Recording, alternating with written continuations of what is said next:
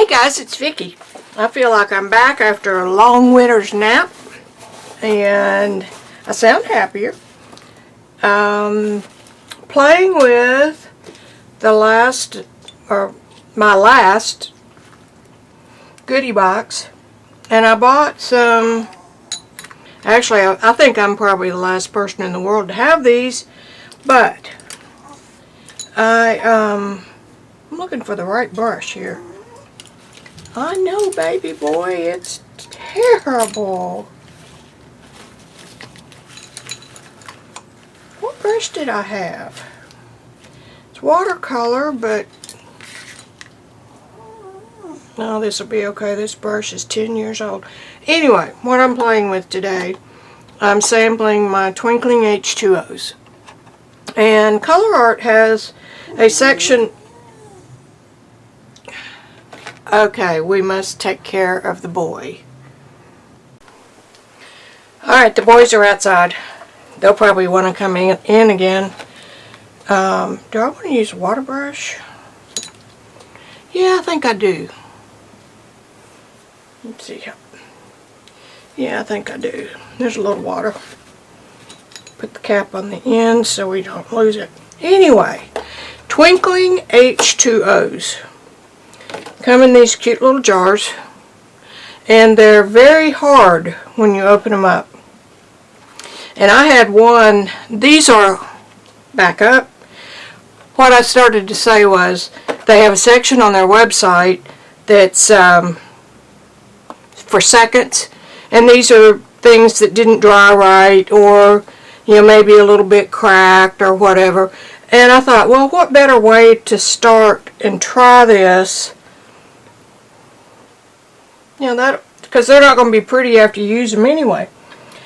So what you do when you open them up is you put a drop or two of water on each one and it liquefies. So that's what I have done. This one was glued shut. Can you see that? I'll try to remember. I've got to stay in the camera. And I worked with it and worked with it. And finally got it all to go down in there. But this is really gluey and gummy. And that's what makes it dry hard. So whatever the binder is that's in this is really strong. And I don't know if that's a good thing or a bad thing. I'm not going to judge. It's not my job to judge. But it is my job. I hereby appoint myself a job to test them because I want to use them. So I bought this, was the Carnival set, and there were 10 of these small jars, and I got a free spray bottle if I wanted to make a mist. So that's over here in my spray bottle drawer.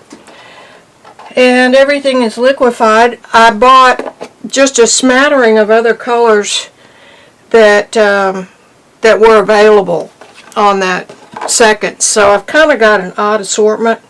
I just kind of picked colors that I liked and didn't pay much attention to color family or anything like that. But I've kind of got them assorted here. Now let's see what we've got.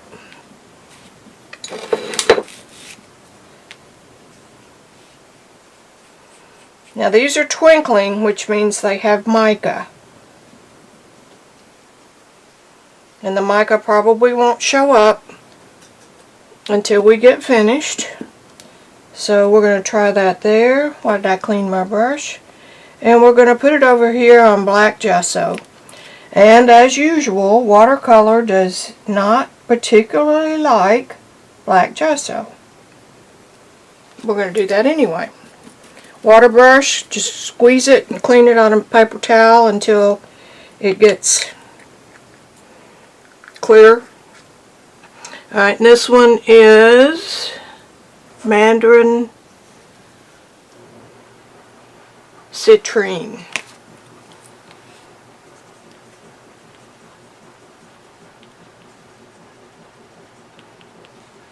Okay, put that one to the side. And let's go with the orangey.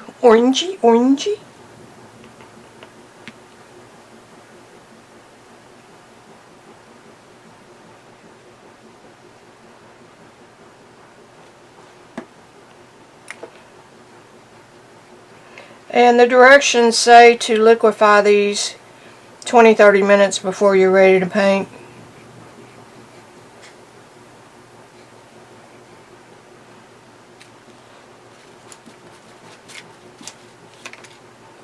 I thought about keeping the cap separate, but you see how well that worked for me. Alright, this one is orange peel.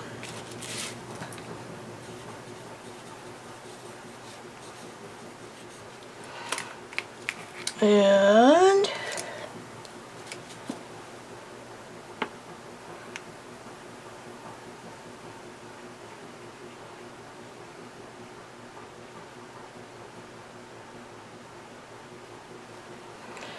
orange, oh, this isn't orange peel, but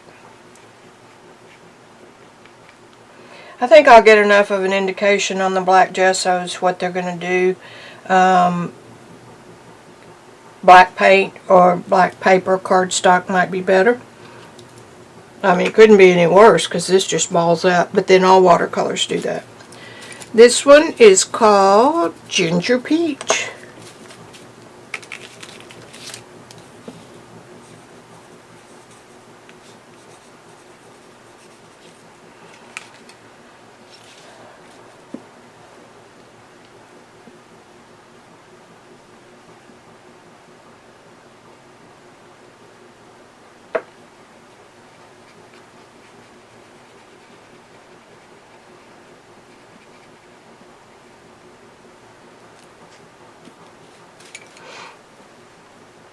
Deep Coral.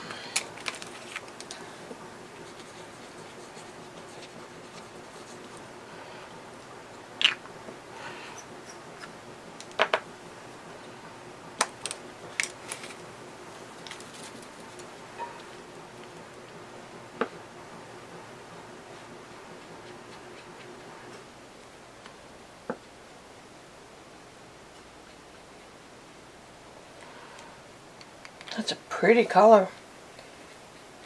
Clear.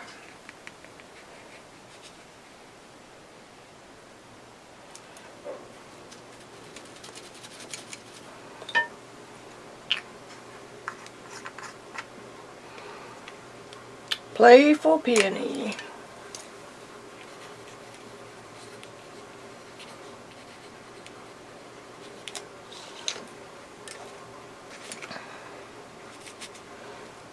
And this is the one that I reactivated. That's a pretty color.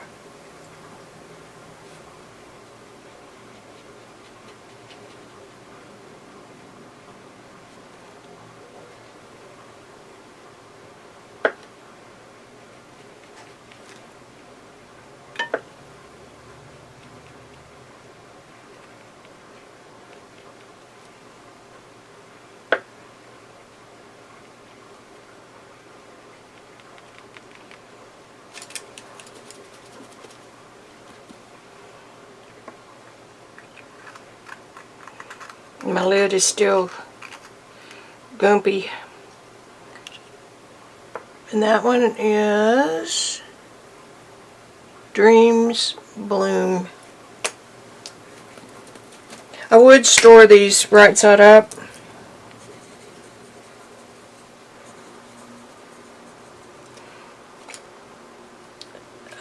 Okay.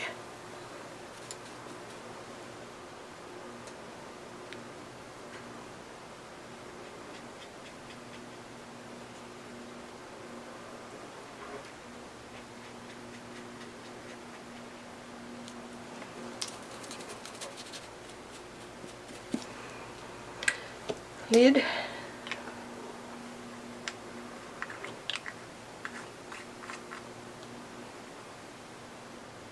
Black cherry.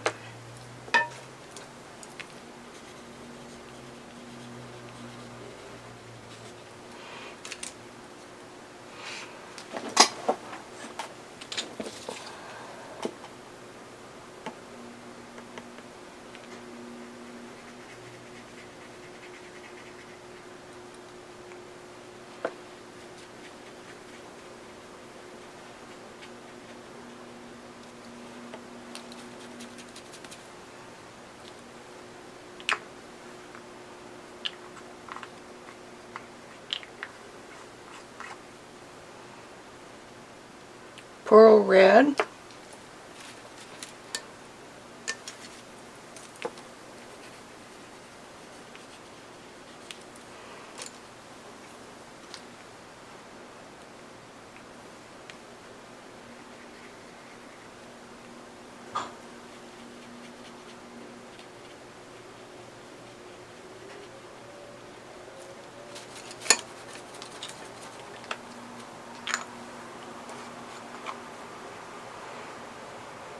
Iridescent Blue.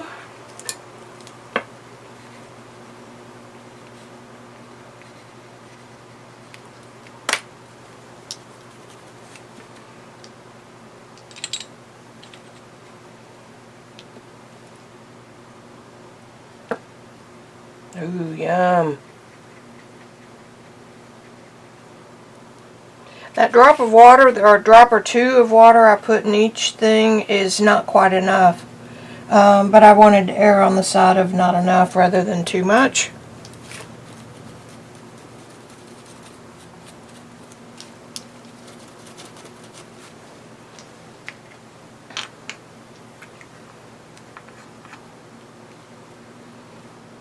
Meridian Blue.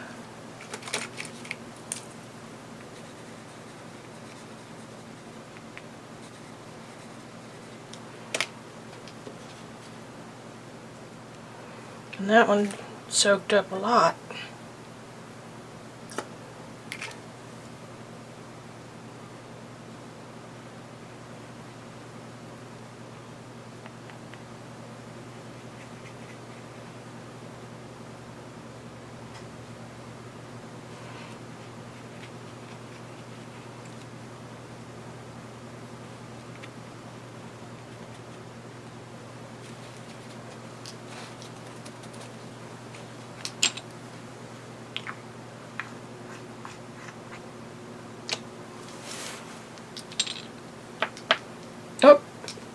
Up. Periwinkle. And it is Periwinkle.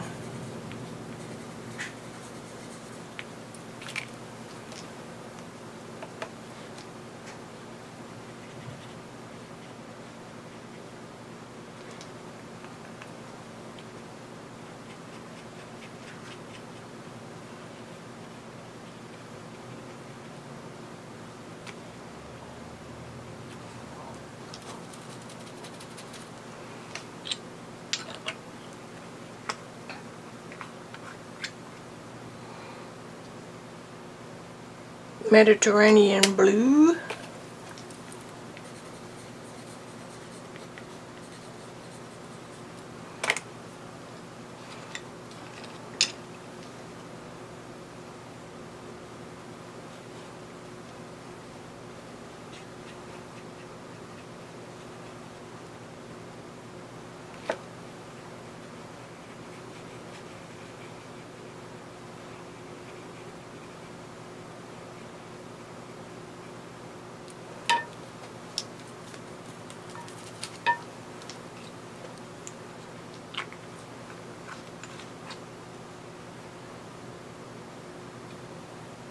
Teal Zircon.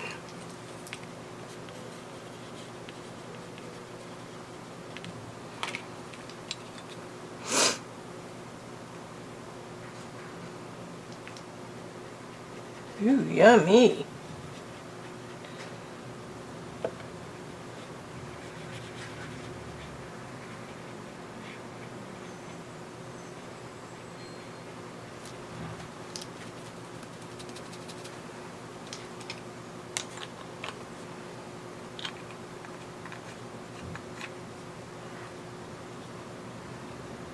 Lemongrass.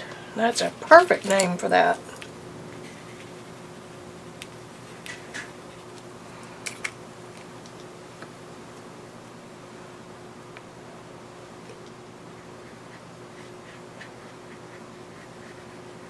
How dark and rich that is.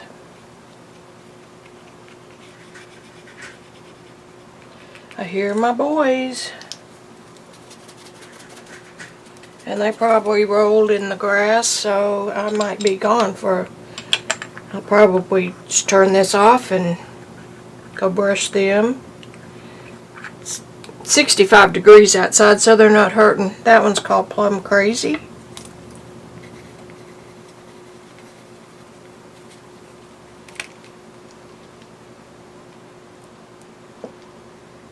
Ooh.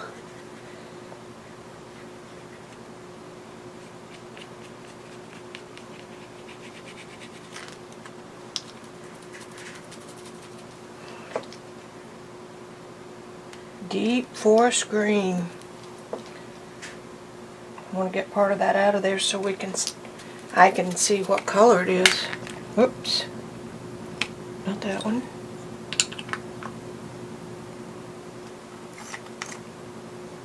That one is called Rainforest.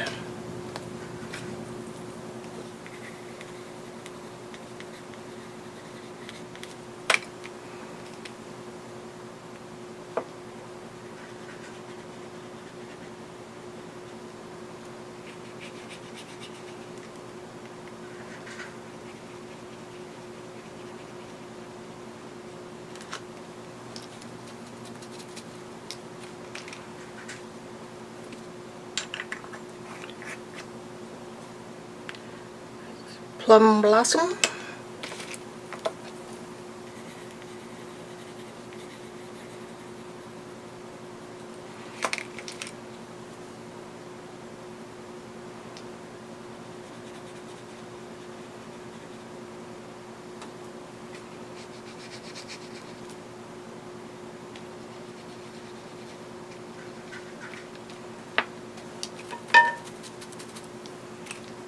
This is one of the bigger pots.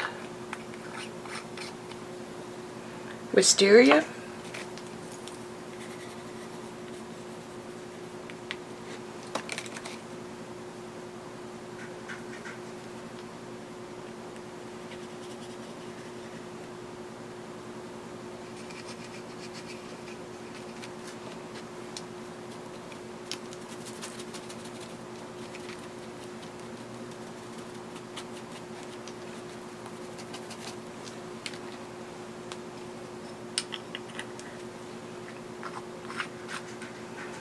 And Snapdragon.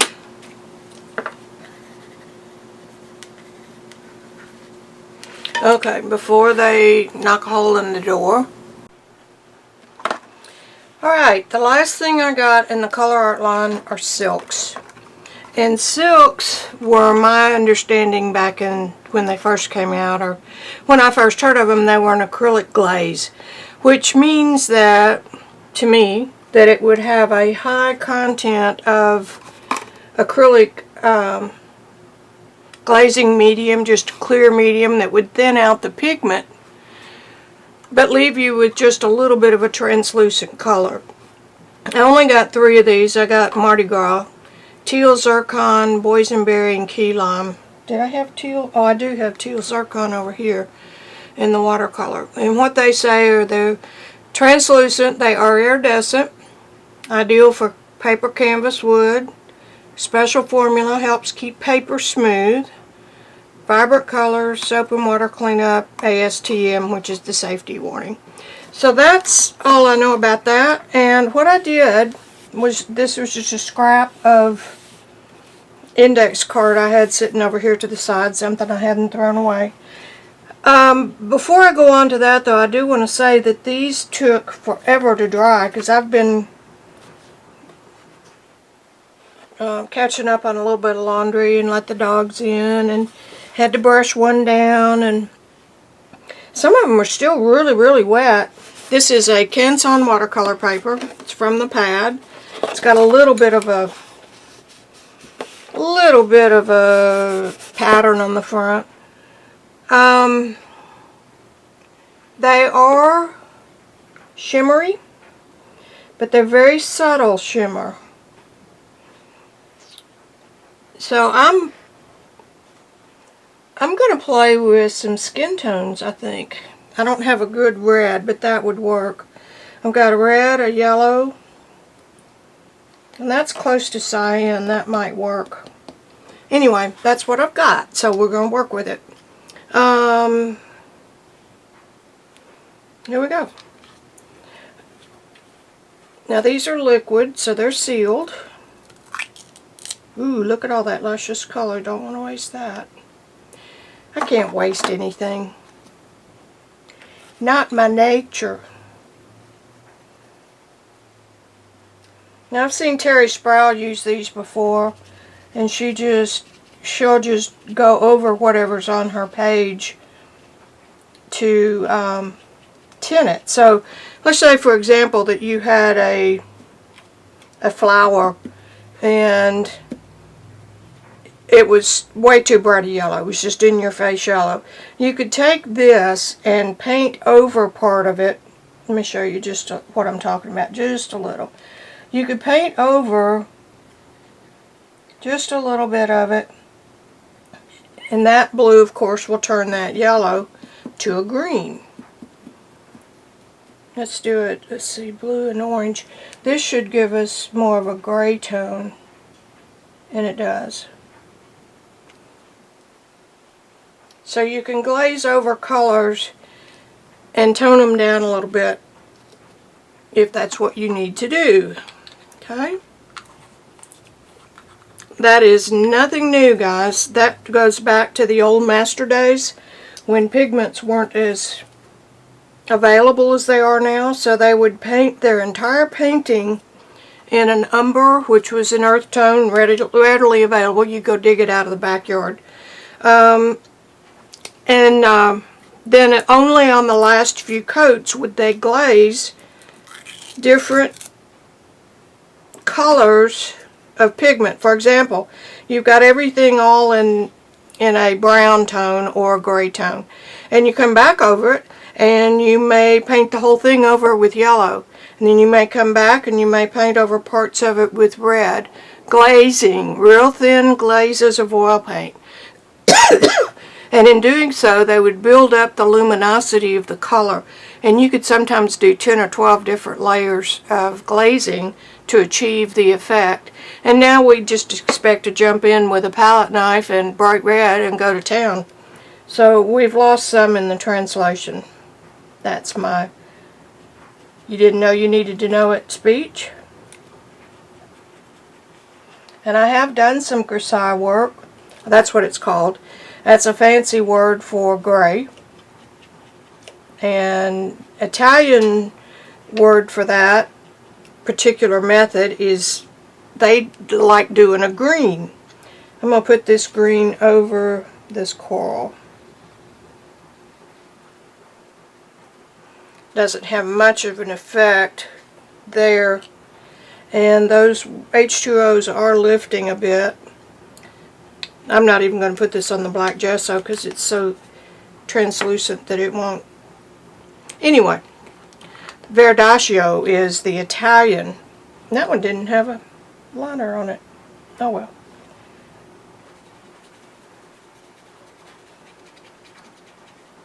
Now these are acrylic, so they won't lift. Let's see. Let's put the purple over this yellow. We kind of get a brown-ish. That's what they're designed for.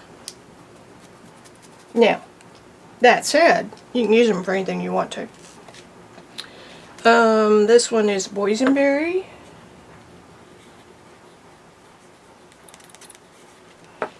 This one is key lime. Why am I not surprised? And then this one is the teal zircon.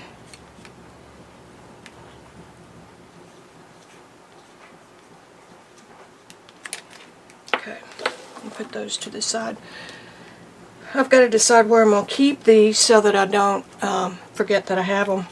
You know how that is around here. Alright. Now I'm going to get out my color swatches that I've done.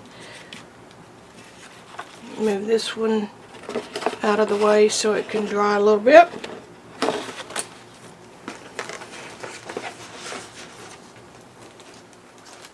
I think this is all of them. Okay, this is Perfect Pearls. Very, very, very little pigment compared to the Twinkling H2Os. More mica, but less pigment. So by that I mean less color.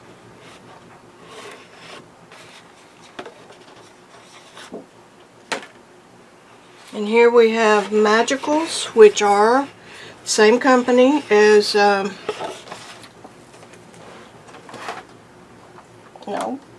Magicals are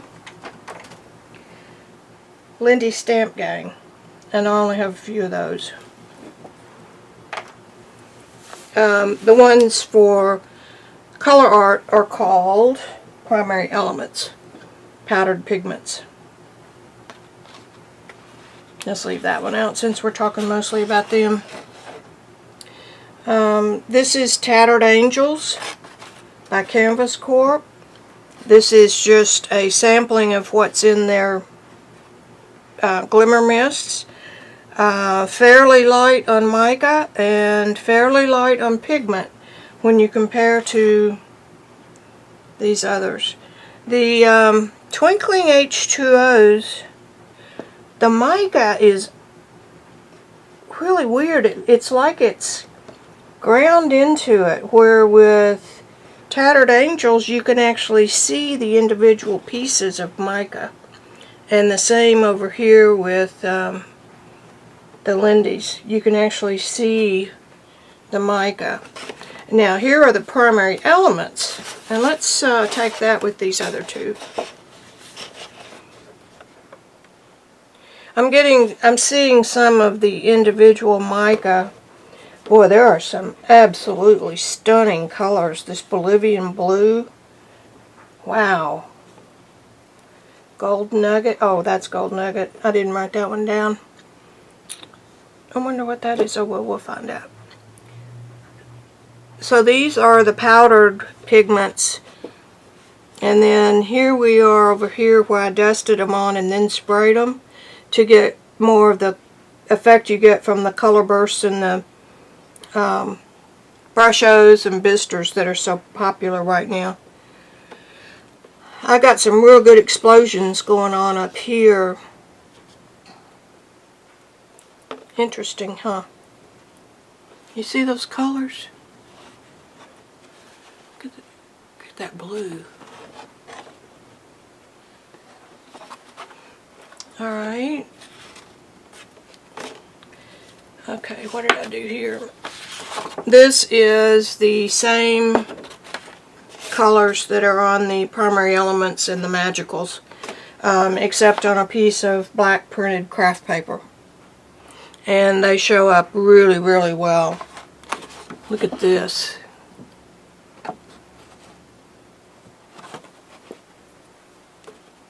Very nice. I could paint some of... I could do these on here. I've got a little bit of room. I could do that. Alright, we'll think about that.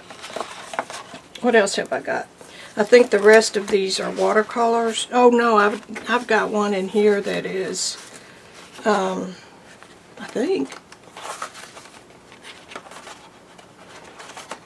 No, yeah, I do. I have one here that's metallic. And this is from my collection. This is the Kuretake Ganzai, which stands for pan. That's Japanese for pan. And they're for metallic colors. And this is Pearl-Ex metallic watercolor. And it's in a pan, and I've had them forever. And they are a little more... The mica is more involved with the pigment, like the Twinkling H2Os. Something in the manufacturing process. And then those are the same Pearl-Ex, and these are Peerless watercolors. They're still sitting out. I haven't done anything in here. Peerless transparent watercolor. The Pearl-Ex is similar to these in terms of how the metallic looks. That's interesting. And there's so much I don't know about this. I think in a previous life I could have been a chemist, but I'm not. Alright, we were going to take a look at this. Y'all still with me? Have I bored you yet? I did already have an empty drawer that I could stick my... Let's just try a few, okay? Okay.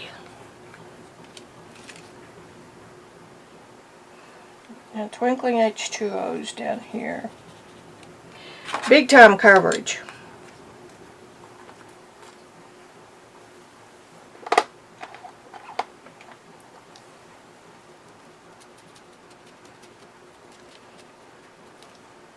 Which means they're very pigmented.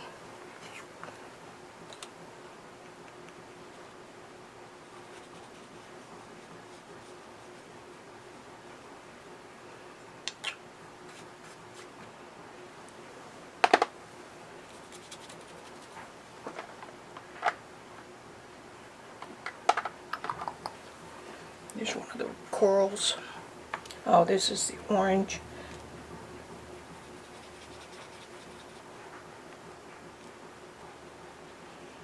Now that's a pretty color on that black. Well, they all are.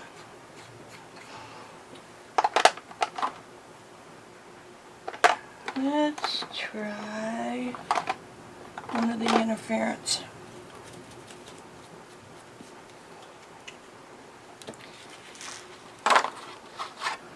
Where am I? Right here. Okay. Just got to make sure y'all can still see me. Ooh, wow.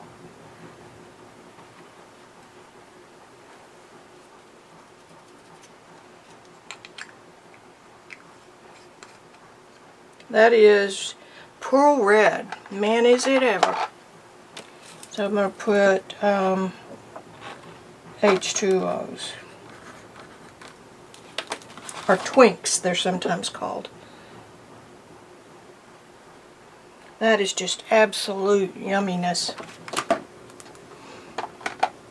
Alright, I'm going to do this. There's that. There's that.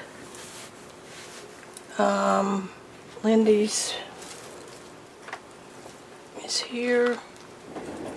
And I can get right to this other one. Oh, H20.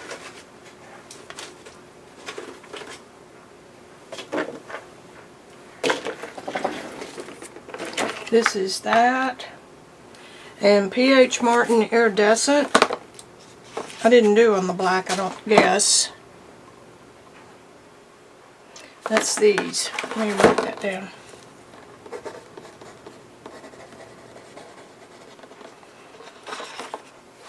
These are the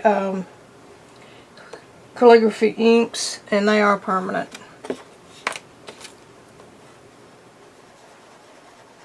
Big time permanent. Pearl X is not. Of course, we know the watercolor is not. Anyway, this is the P.H. Martin Iridescent Calligraphy Colors. I've had it forever. I bought it way back when it was on sale somewhere, and I didn't know what it was or why I needed it, but it was on sale, so I got it. So, here we go. We've got, I'm not going to test the Brushos and the Color Burst with these because they are not sparkly, glimmery, glammy, mica-y. So there are your four that I have. We've got two that are just powders. We've got one that is a watercolor base, and we've got another one that's a watercolor base. And